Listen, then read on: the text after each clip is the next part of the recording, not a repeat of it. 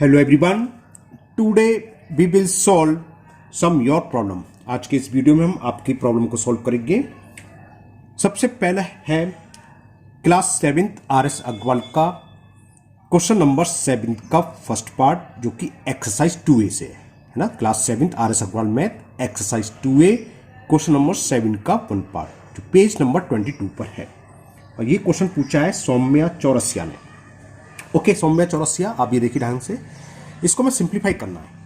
2/3 + 5/6 - 1/9। तो क्या करते हैं, सबसे पहले हम जो भी डिनोमिनेटर 369 का आप एलसीएम ले लीजिए। 369 का इसका एलसीएम वैसे 18 आएगा। मैं आपको लेके दिखा देता हूँ।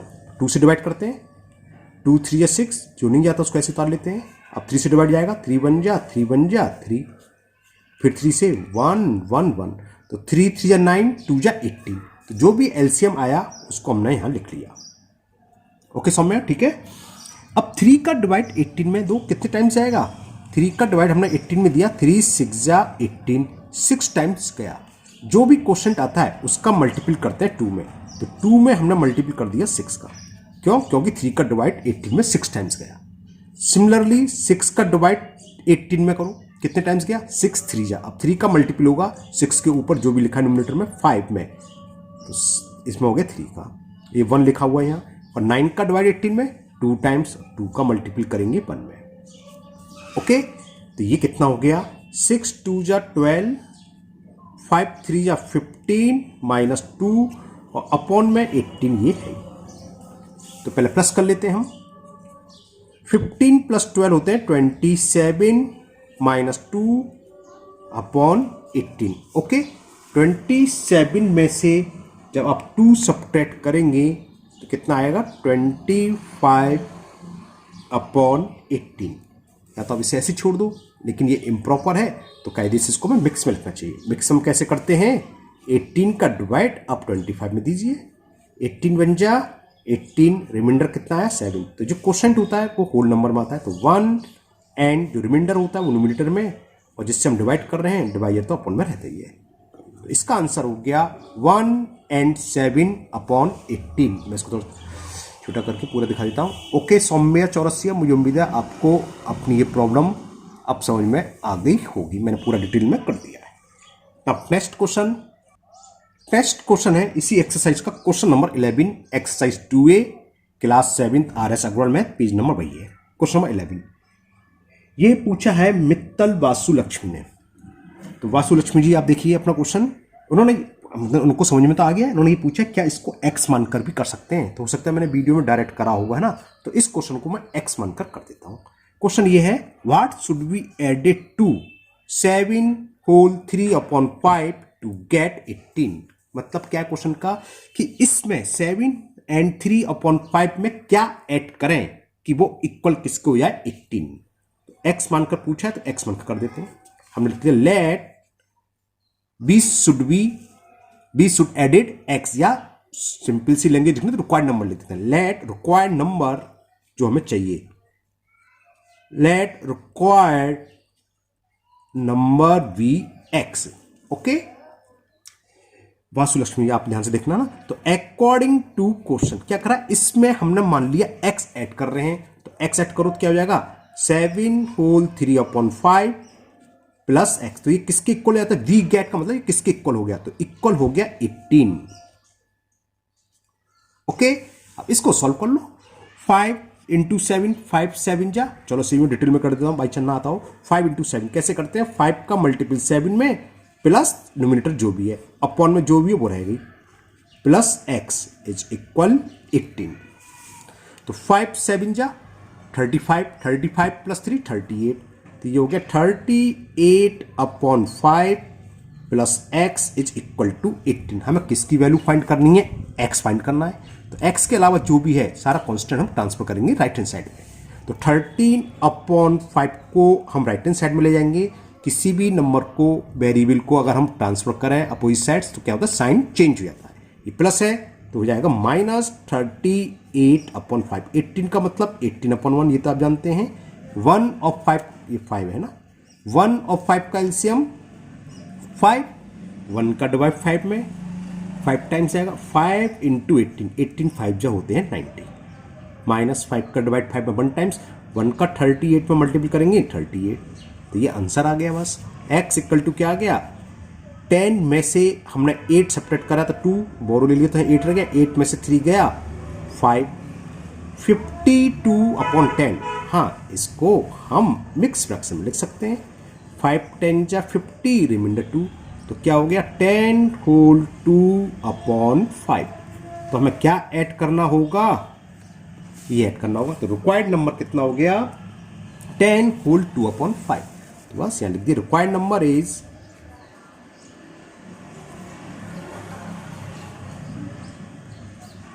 यानी कि जो नंबर हमें ऐड करना है वो क्या है 10 होल 2 अपॉन 5। अगर हम उसमें ऐड कर दें तो हमें किसके इक्वल रिजल्ट आ जाएगा 18 के। ओके मित्तल बासुलक्ष्मी, मुझे उम्मीद है आपको ये क्वेश्चन समझ में आ गया होगा। अब नेक्स्ट प्रॉब्लम, नेक्स्ट क्वेश्चन है एक्सरसाइज 2B का क्वेश्चन नंबर 2 का 4th part, class 7th RS Agarwal math का ही है, जो कि पेज नंबर 26 पर दे रखा है। ये कल्पना चौधरी जी ने कमेंट्स करा है कि ये गलत है।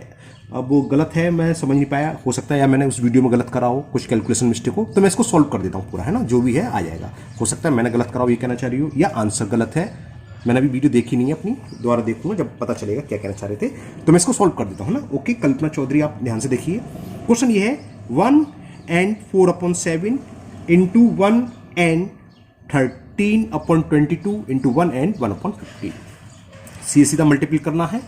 तो सबसे पहले तो मिक्स फ्रैक्शन को हम इम्प्रॉपर में लिख लें, 7 इंटू 1 7 जा 7 प्लस 4 कितना हो गया 11 अपॉन 7 इंटू 21 बन जा 20 सॉरी 22 बन जा 22, 22 में 13 22 3 35 हो गया, तो ये 35 अपॉन 22।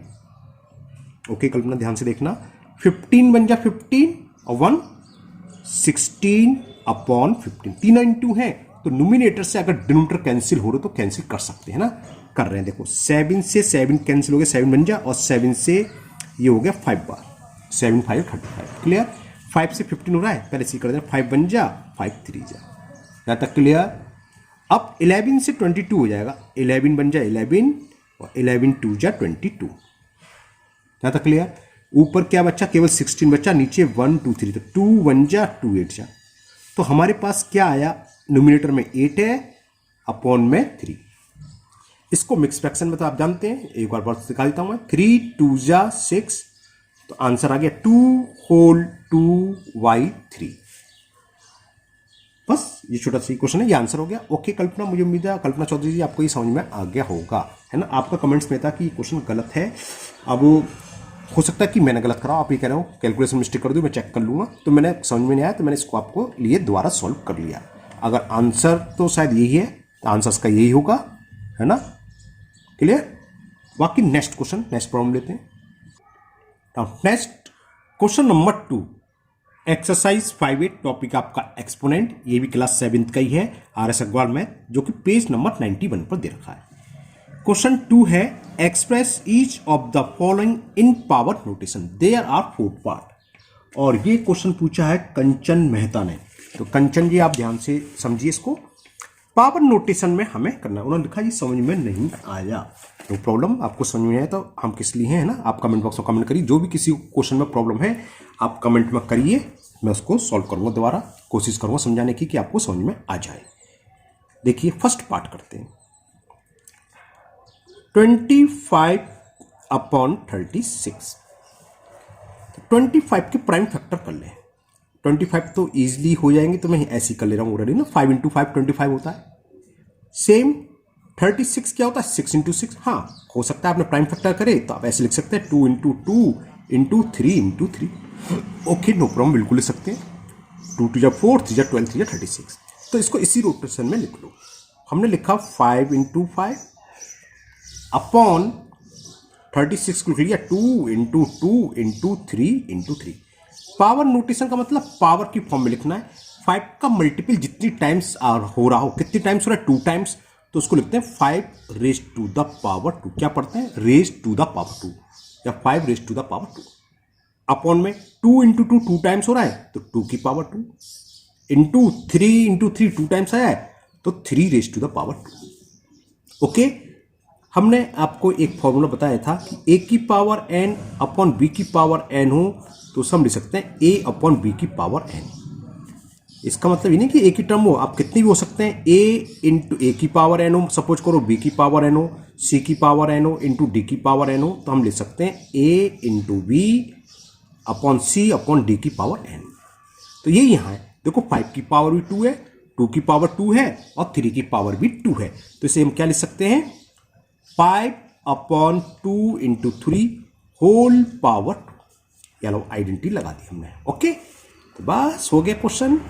5 ब्रैकेट में 2 इंटू 3 क्या होता है 6, तो 5 upon 6 raise to the power 2 power notation में आ गया, तो ये इसका आंसर हो गया। 25 अपॉन 36 किसके इक्वल होगा, 5 upon 6 raise to the power 2, या अलग अलग भी लिख सकते हो, 5 रेज टू द पावर 2 और 6 raise to the power 2। Okay, Kanchan Mehta ji समझ में आ गया होगा आपके। इस पे 4 पार्ट है, उन्होंने पूछा नहीं है, बस ये लिखा है 5 समझ में आया, तो मैं इसका भी 1 या 2 पार्ट और करता हूं। माइनस वाले मेन दिक्कत आती है नेगेटिव में कैसे होगा, प्लस वाला तो इजीली हो जाता है, तो नेगेटिव में 2 पार्ट्स और करता हूं, एक आपको सेकंड और एक फोर्थ पार्ट भी। तो सेकंड करते हैं, -27 अपॉन 64, इसको पावर नोटेशन में लिखना है। Second part -27 upon 64। अब दिमाग में क्या आता है कि 20 माइनस को तो ऐसे रहने, 27 होता है 3 इंटू 3 इंटू 3, 3 3 या 9 3 27। ओके, 64 होता है 4 इंटू 4, लेकिन हम चलो 2 में लिखते हैं, 2 इंटू 2 इंटू 2 इंटू 2 इंटू 2, 5 6 है, 5 हुए 6 टाइम आएगा। देखो 2 2 या 4 2 या 8 2 या 16 2 या 32 2 या 64। अब अगर हम ये देखें तो बिल्कुल सही लग रहा है भाई, 3 3 या 9 3 या 27 -27 आ रहा है। लेकिन जब पावर नोटेशन में लिखना होता है तो 3 कितने टाइम्स आ रहा है, ये ऑड टाइम्स, मतलब 3 बार आ रहा है ऑड टाइम्स, तो माइनस का साइन हम हर टर्म्स के साथ लेंगे क्योंकि हमें पावर लिखना है। तो देखो माइनस इंटू माइनस प्लस होगा और प्लस इंटू माइनस माइनस होगा, तो माइनस आ गया। ये नहीं कि माइनस एक बार लिख दिया 3 में और फिर क्या लिखें कि -3 की पावर 1 और 3 की पावर 2, नहीं, तो माइनस हर टर्म के साथ होगा, हर नंबर के साथ, हर इंटीजर्स का, जितने मतलब प्राइम फैक्टर है हर एक के साथ लगेगा, है ना। वो नंबर ही ऐसी दिया होगा, चिंता ना करें आप, माइनस है तो और नंबर में ही आएंगे, प्लस होगा तो 4 में आएंगे, मतलब इवन नंबर में आएंगे, है ना। तो माइनस इंटू माइनस प्लस हो गया, प्लस इंटू माइनस माइनस में आ गया। तो अब आपको शायद समझ में आ रहा है, -3 इंटू -3 इंटू -3 क्या लिखेंगे कंचन, इसको लिखेंगे -3 raise to the power 3। Okay, 2 into 2 into 2 into 2 into 2 into 2, ये क्या हो गया 2 रेज टू द पावर 6, हुआ ना, ये तो हुआ। अब बात आती है कि हमें होल पावर में लिखना है, तो होल पावर में है तो आंसर कैसा होना चाहिए, सेम, मतलब सेम से मतलब पावर आने चाहिए सेम।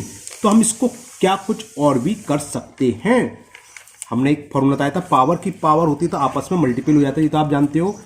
तो क्या इसको हम पावर 3 में लिख सकते हैं, क्योंकि हमें पावर नोटेशन में लिखना है।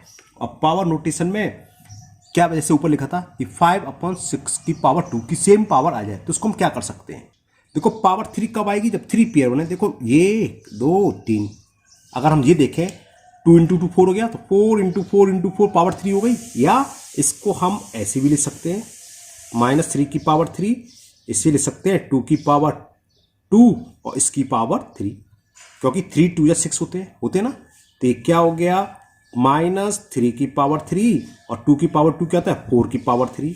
तो नेक्स्ट स्टेप में हम क्या लिख सकते हैं, -3 अपॉन 4 की होल पावर 3। ओके, लेकिन ऐसे लिखने में आप लोगों के मिस्टेक करने के चांसेस हैं कि गलत कर दो। तो सीधी सीधी बात है, आप क्या करें, इसको देखो यहाँ करें और यहाँ तक तो लिखेंगे, फिर हमने ऊपर एक न्यूमिनेटर या डिनोमिनेटर, किसी में एक पावर इक्वल बन रही है -3 की पावर 3 न्यूमिनेटर में, तो डिनोमिनेटर में भी हमें पावर 3 चाहिए। तो 3 कब आएगी, 2 इक्वल के 3 पेयर बना लो, यानी 2 इंटू 2 4 हो गया, 4 इंटू 4 इंटू 4 4 की पावर 3 हो गई। तो डायरेक्ट लिख सकते हैं ये -3 रेज टू द पावर 3, और इसको 2 इंटू 2 के बजाय ऐसे लिख दे, तो 4 इंटू 4, तो क्या आ गया -3 raise to the power 3, upon 4 raise to the power 3, तो -3/4 रेज टू द पावर 3।